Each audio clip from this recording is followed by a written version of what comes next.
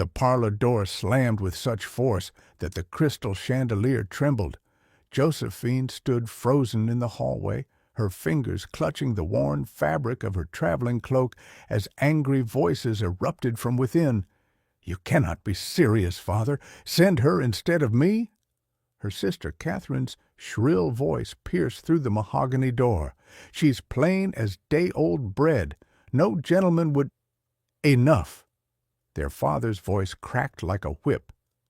"The arrangement is made. A husband in the Carolina mountains needs a wife, and Josephine will go. You, Catherine, will marry the Charleston banker as planned." Josephine's chest tightened. So this was her fate, shipped off like damaged goods to satisfy a business arrangement. A wealthy mountain timber merchant had requested a bride from the Whitfield family, and they were sending her as if it were all some cruel jest. The door opened suddenly, and her stepmother Constance appeared, lips curved in a smile that never reached her eyes. "Well, don't just stand there looking pathetic. Pack your things. You leave at dawn." Does he know what I look like?" Josephine whispered. Constance laughed, cold and sharp. "We sent him Catherine's portrait. What he doesn't know won't matter until you've signed the papers. Besides, what choice does a spinster of 23 have? Be grateful someone wants you at all, even if it's under false pretenses." The words struck like stones, but Josephine lifted her chin. Perhaps deception paved this road, but she would walk it with whatever dignity remained to her. If you're already hooked by Josephine's impossible situation, hit that like button and subscribe to see how this story unfolds. Drop a comment telling us where you're watching from. We love hearing from you. The journey took 3 days by coach and wagon, winding up treacherous mountain roads where pine trees stood like silent sentinels. Josephine clutched her single trunk containing everything she owned, mostly her books, a few simple dresses, and her mother's locket. When the wagon finally stopped before a massive timber lodge, her breath caught. This wasn't the crude cabin she'd imagined. The structure stood 3 stories tall, built from rich golden wood, with windows that caught the afternoon sun like amber jewels. A man emerged from the wide front doors, and Josephine's heart stumbled. He was enormous, easily 6'4", with shoulders that seemed carved from the very mountains surrounding them. Dark hair touched his collar, and a thick beard covered his jaw. But it was his eyes that held her captive, deep brown, intelligent, and in that moment utterly shocked. "You're not the woman in the portrait," he said quietly, his voice like distant thunder. Josephine forced herself to stand straight despite her trembling legs. "No, Mr. Blackwood, I'm Josephine Whitfield. My sister Catherine couldn't come, so they sent me instead." She wouldn't lie, wouldn't make excuses. "If you wish to send me back, I'll understand." He studied her for a long moment, those dark eyes moving across her face with an intensity that made her skin flush. Her hand instinctively moved to touch the birthmark that curved along her left cheek, the flaw that had marked her as undesirable since childhood. "Can you read?" he asked suddenly. She blinked. "Yes, I love reading." Something shifted in his expression. "Then welcome home, Miss Whitfield. Let's get you inside." The interior of Blackwood Lodge took Josephine's breath away.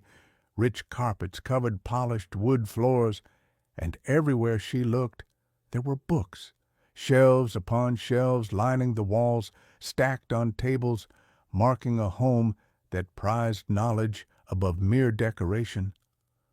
"I wasn't expecting—" she trailed off. touching a leather-bound volume of poetry reverently. A savage mountain man to own books? His tone held amusement rather than offense. I spent 5 years at university in Boston before my father died. The timber business brought me home, but I brought my library with me. He led her to a spacious room on the second floor where sunlight streamed through wide windows overlooking the mountain valley. "This is yours. Rest, settle in. Mrs. Chen, my housekeeper, will bring you dinner if you'd prefer to eat alone tonight." "Mr. Blackwood," Josephine called as he turned to leave, "why didn't you send me back? You clearly wanted someone different." He paused in the doorway, his profile strong against the afternoon light. "I wanted a companion who could share my interests, Miss Whitfield. The portrait showed me a beautiful face, nothing more. Your eyes when you looked at my books, that told me everything I needed to know." After he left, Josephine sank onto the bed, something warm and unfamiliar blooming in her chest. Could this strange arrangement actually become something bearable? Perhaps even something more? She moved to the window, watching as Douglas Blackwood crossed the yard below, his powerful frame moving with surprising grace. What kind of man looked past surfaces to find value beneath? Perhaps the kind worth knowing. 3 days passed in careful politeness. They shared meals where conversation flowed easily, discussing literature, philosophy, the changing world after the war. Douglas ran his timber operation with fairness that earned his workers loyalty, and Josephine began helping with the business correspondence, her neat handwriting and sharp mind proving invaluable. On the 4th evening, as they sat in his study, Douglas finally addressed the unspoken tension between them. "I received a letter today from your father," he said, setting down his whiskey glass. "He apologized for the substitution and offered to send Catherine immediately with a reduced bride price for the inconvenience." Josephine's chest constricted. Of course, this brief respite had been too good to be true. "When do you wish me to leave?" "Leave?" He looked genuinely confused. "Josephine, I wrote back declining his offer. I told him the arrangement stands as it is, if you're willing." She couldn't breathe. "But why? Catherine is beautiful, accomplished, everything a man of your position should want." Douglas rose and moved to stand before her, his size no longer intimidating, but somehow comforting. "Should want?" he repeated softly. "There's that word, should. I spent my entire youth doing what I should, studying what I should, marrying whom my father chose, though she died before we could build a life together. I'm done with should, Josephine." He reached out slowly, giving her time to pull away, and traced the birthmark on her cheek with his thumb. The gentleness of the gesture made her eyes sting with unexpected tears. "You're brilliant, kind, and when you laugh, which you should do more often, the entire room brightens. So yes, you're not the woman I should want by society's shallow standards. You're something far better." "What's that?" she whispered. "The woman I choose." The words hung between them like a promise, fragile and precious. Josephine had built walls around her heart for so long, accepting her family's assessment of her worth, that this gentle siege left her defenseless. "I'm afraid," she admitted, the confession tumbling out before she could stop it. "I've been told my entire life that I'm lucky to be tolerated, that my only value lies in staying quiet and useful. I don't know how to believe I could be chosen." Douglas's jaw tightened with anger. Not at her, she realized, but for her. Your family are fools. Worse, they're cruel fools who couldn't recognize treasure if it was laid before them. He took both her hands in his calloused palms warm against her skin. I won't rush you, Josephine. We can take whatever time you need. But I need you to understand something. He pulled her gently to the window overlooking his mountain domain. I built this empire from nothing after the war devastated the South. I chose every tree harvested, every contract signed, every worker hired. I don't make careless choices, and choosing you? That's the surest decision I've ever made. Josephine turned to face him, studying this extraordinary man who saw worth where others saw only flaws. Then I choose you too, Douglas Blackwood. Not because I should, or because I have no other options, but because you make me believe I might actually deserve to be happy. His smile transformed his rugged face into something breathtaking.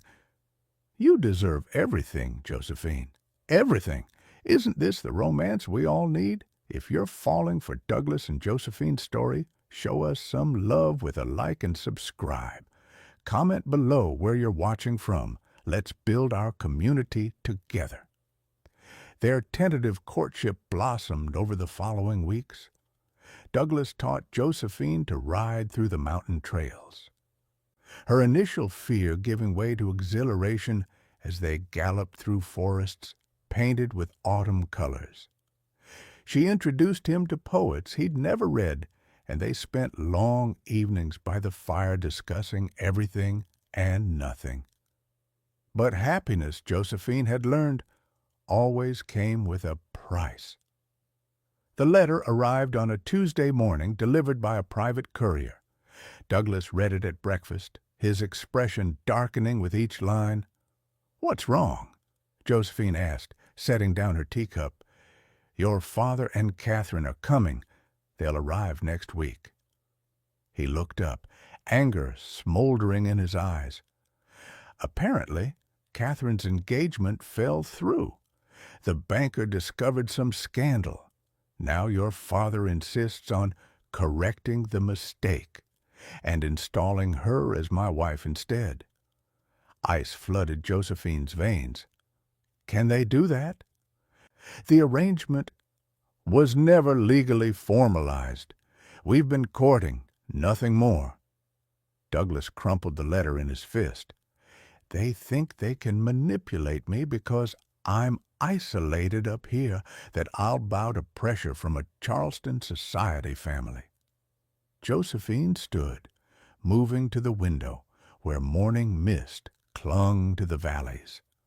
She'd known this peace couldn't last. Girls like her didn't get fairy tale endings. "Perhaps you should consider it," she said quietly, hating each word. "Catherine is what you originally wanted. She is beautiful, refined." "Josephine, look at me." His voice was steel wrapped in velvet. When she turned, he was right there, his hands framing her face. "I don't care if they bring an army. You're mine, and I'm yours, if you'll have me. But I need to know, do you want this, want me? Or are you just accepting what you think you deserve again?" Through the window behind him, she could see the life they'd been building, the home, the future, the love.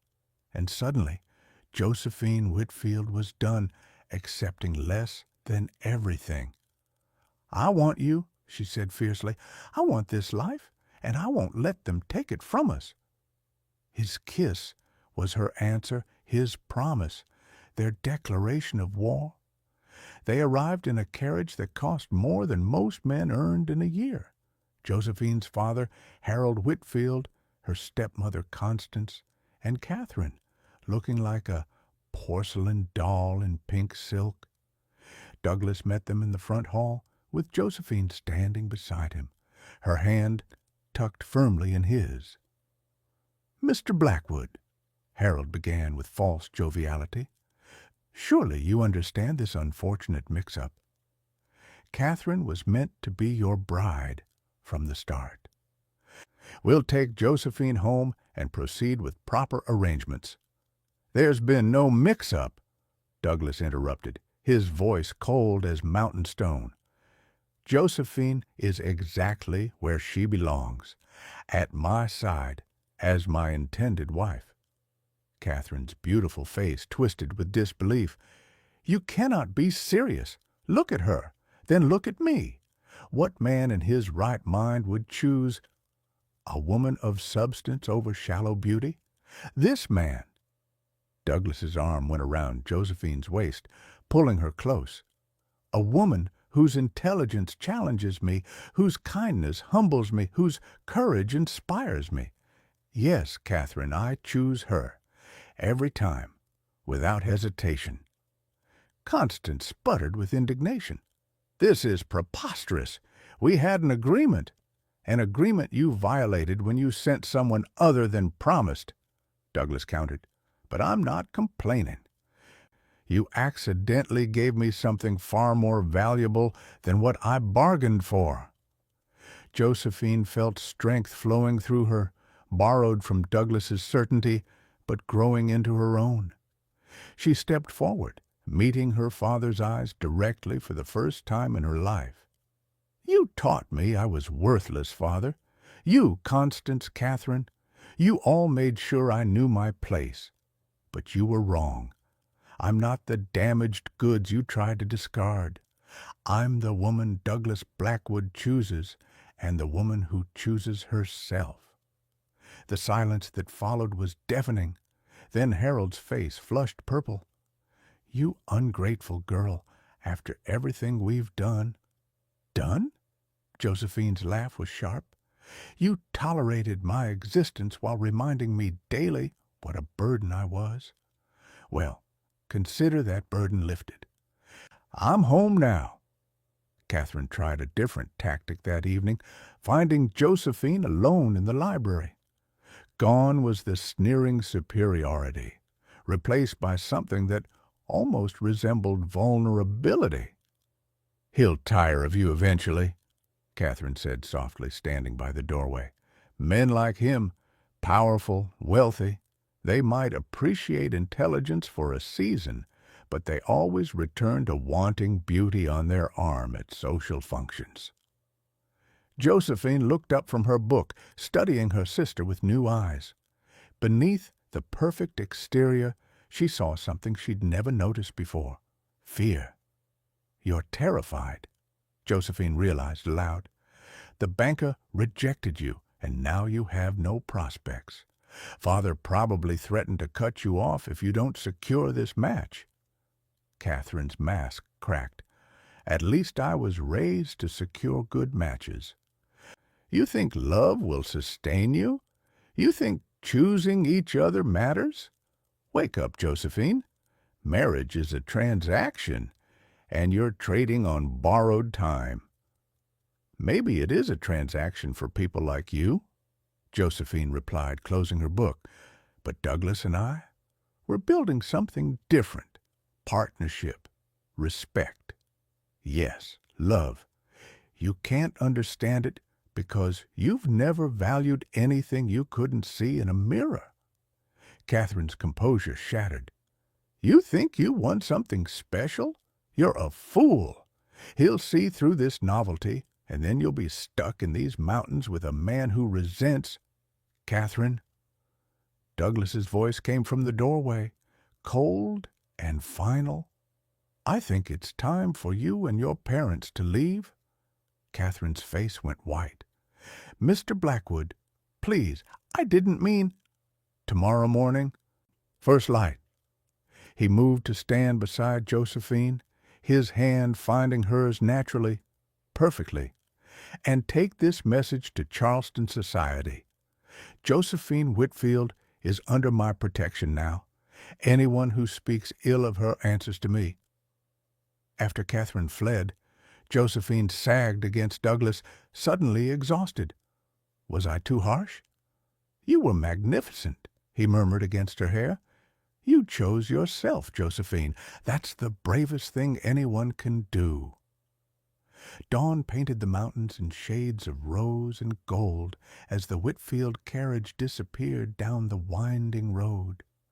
Josephine watched from the front porch, Douglas's coat draped over her shoulders against the morning chill. "Do you regret it?" he asked quietly. "Burning that bridge?" "No." The answer came easily, truthfully. That bridge was rotted through. I'm glad it finally collapsed. Douglas turned her to face him, his hands gentle on her shoulders. "I need to do something properly. I've been going about this all wrong, courting you while you were already promised to me, building our life without asking the most important question." He dropped to one knee on the wooden porch, pulling a small velvet box from his pocket. Inside lay a ring unlike anything Josephine had ever seen, a deep green emerald surrounded by tiny diamonds set in golden filigree. "This was my mother's," Douglas said, his voice thick with emotion. "She told me to give it to the woman who made me want to be better, stronger, truer. Josephine Whitfield, you're not the woman I should want by any conventional measure. You're stubborn, overly fond of correcting my grammar, and you read so late into the night that you fall asleep with books on your face." She laughed through sudden tears. "But you're also the bravest, kindest, most brilliant person I've ever known. You challenge me, comfort me, inspire me to build a life worth living. So I'm asking, properly this time with no arrangements or obligations, will you marry me? Not because you have to, but because you want to?" Josephine sank down to meet him, kneeling on the porch so they were eye to eye, equal to equal. "Yes, yes, because I want forever with you, because you taught me I'm worth choosing, because when I'm with you, I'm not the unwanted daughter or the plain sister. I'm just Josephine, and that's enough." "It's everything," he whispered, sliding the ring onto her finger. "You're everything." Their kiss tasted like morning coffee and new beginnings, like the death of old lies and the birth of their truth. 6 months later, Josephine stood in the same parlor where this journey began, though everything had changed. She wore a simple ivory dress she'd designed herself, wild flowers from Douglas's mountains woven through her hair. No elaborate Charleston wedding with hundreds of judgmental eyes, just their closest friends, Douglas's workers who'd become family, and Mrs. Chin, who taught Josephine to love the mountains as much as books. The minister asked the traditional question, "Who gives this woman to be married?" Before anyone could answer, Josephine spoke clearly. "I give myself, freely chosen, freely given." Douglas's eyes shone with pride and love as they exchanged vows they'd written together. Promises built on honesty rather than obligation. When he kissed her, his wife now in every sense, the small gathering erupted in cheers. Later, as they stood on their porch watching the sun set behind the mountains, Douglas pulled her close. "Any regrets, Mrs. Blackwood?" Josephine thought of the girl she'd been, convinced of her own unworthiness, accepting scraps of affection, believing her family's lies. Then she looked at the woman she'd become, confident, loved, choosing her own path. "Not a single one," she said, turning in his arms to face him. "You know what the best part is? Tell me." "I spent my whole life being told I wasn't the woman anyone should want. But you taught me something better. I'm the woman you choose, and more importantly, I'm the woman I choose. That's the greatest gift anyone's ever given me." Douglas kissed her forehead, her birthmark, her lips. You gave that gift to yourself, love. I just had the honor of being there when you unwrapped it." As twilight settled over their mountain home, Josephine Blackwood understood a truth that would guide her forever. Being chosen matters, but choosing yourself matters more. And when you find someone who sees your worth and reflects it back until you can finally see it too, that's not just romance, that's revolution. And that's where we end Josephine and Douglas's beautiful story. If this romance touched your heart, give us a like and hit that subscribe button. We'd love to hear your thoughts. Drop a comment telling us where you're watching from and what you loved most about this story. Until next time, remember, you're worthy of being chosen, but even more importantly, you're worthy of choosing yourself.